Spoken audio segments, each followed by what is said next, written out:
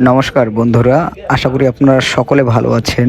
তো বামনাতে নির্বাচন সুষ্ঠু ও নিরপেক্ষ সুন্দর হওয়ার জন্য সরকার কর্তৃক নেভি ও বিজিবি অতিরিক্ত মোতায়েন করেছেন, যাতে নির্বাচনে কোনো সহিংসতা, নির্বাচনে কোনো ধরনের সমস্যা সৃষ্টি না হয়। এজন্য অতিরিক্ত নেভি ও বিজিবি মোতায়েন করা হয়েছে।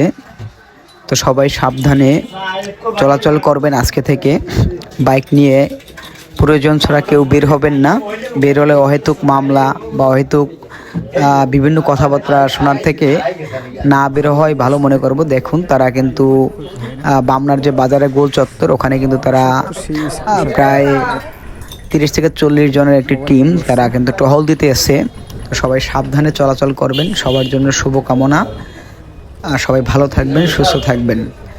সবাইকে অনুরোধ করব সাবধানে থাকবেন এবং সাবধানে চলাচল করবেন। বাইক নিয়ে কেউই বের হবেন না প্রয়োজন ছাড়া।